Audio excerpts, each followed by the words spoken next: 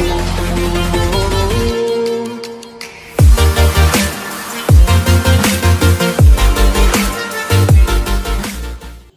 Swastiastu.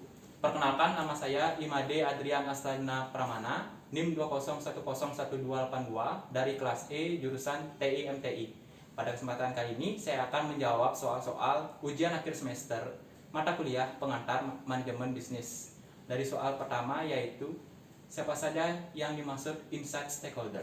Inside stakeholder adalah seseorang yang memiliki kepentingan dan tuntutan dari suatu perusahaan, di mana dalam satu perusahaan tersebut memiliki beberapa kategori inside stakeholder, yaitu diantaranya seperti yang pertama adalah pemegang saham, yaitu pemilik perusahaan, dan yang kedua adalah manajer, ya, di mana menjadi suatu pekerja dalam suatu perusahaan yang mengordinasi suatu sumber daya organisasi dan mengordinasi tujuan dari perusahaan tersebut. Yang ketiga adalah karyawan, yaitu suatu pekerja dalam suatu perusahaan yang dimana karyawan tersebut bekerja sesuai jabatannya yang sudah ditentukan oleh perusahaan tersebut.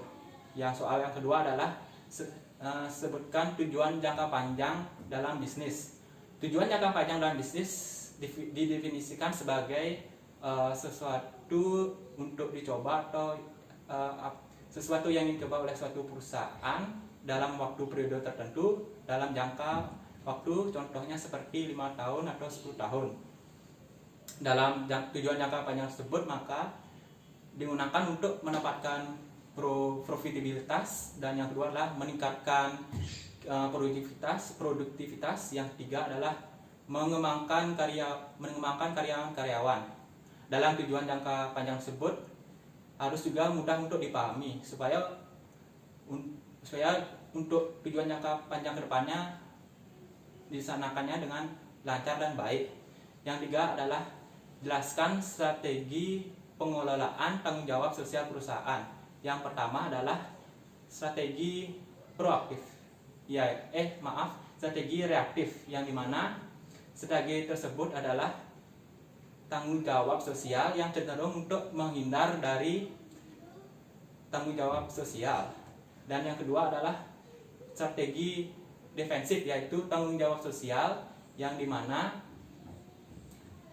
berkaitan dengan jalur hukum. Dan yang ketiga adalah strategi akomodatif, yaitu suatu tanggung jawab sosial yang dijalankan oleh perusahaan karena adanya tuntutan dari masyarakat atau lingkungan sekitarnya. Yang keempat adalah strategi proaktif, yaitu strategi tanggung jawab sosial yang dimana untuk memuaskan stakeholder. Jika stakeholder tersebut terpuaskan, maka citra positif dari perusahaan tersebut akan terbangun. Dan yang soal keempat adalah apa saja yang kalian ketahui tentang pengambilan keputusan terprogram. Pengambilan keputusan terprogram adalah suatu keputusan yang terprogram yang bersifat berulang-ulang dan sudah ditentukan sebelumnya. Dan dalam keputusan terprogram tersebut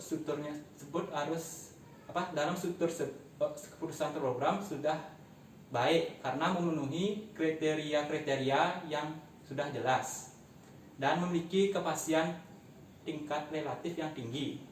Dalam pembuatan keputusan terprogram akan menjadi efektif apabila memenuhi 4 kriteria. Yang pertama adalah tersedianya dana dan waktu. Yang kedua adalah terdapatnya data-data yang bersifat kuantitatif. Yang ketiga adalah kondisi lingkungan yang bersifat relatif stabil. Yang keempat adalah tersedianya tenaga yang terampil untuk menyelesaikan masalah dengan tepat. Yang kelima adalah apa saja yang harus terdapat pada struktur organisasi.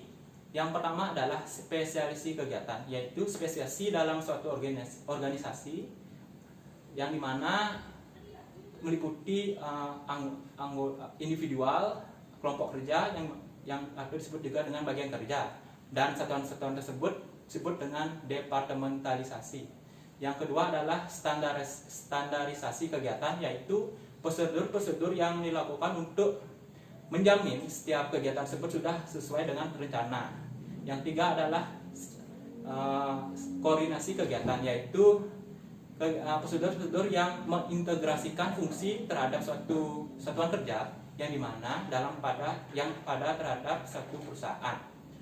Yang keempat adalah sentralisasi dan departementalisasi, yaitu suatu pembuatan keputusan dalam suatu lokasi otoritas atau kepasan pembuatan keputusan.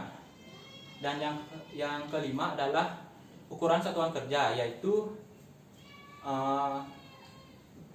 ukuran satuan kerja adalah untuk menghitung jumlah karyawan dalam suatu kelompok kerja.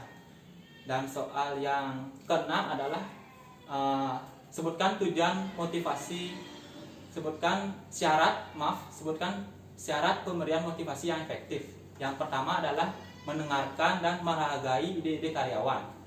Dengan itu, maka perusahaan tersebut akan menjadi baik karena sudah memberikan kesempatan untuk karyawan untuk mengembangkan ide-idenya.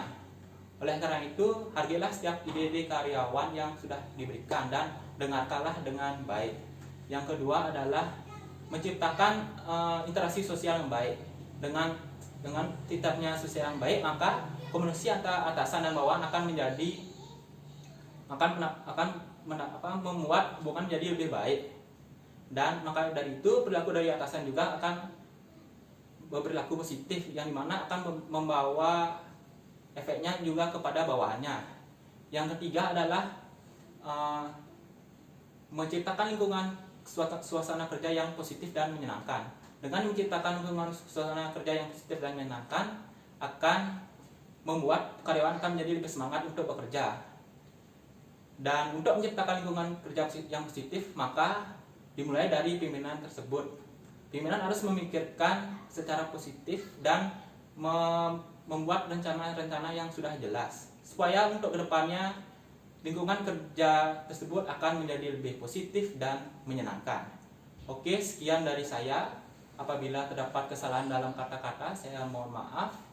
Saya tutup dengan Parma Santi. Om Santi Santi Santi Om.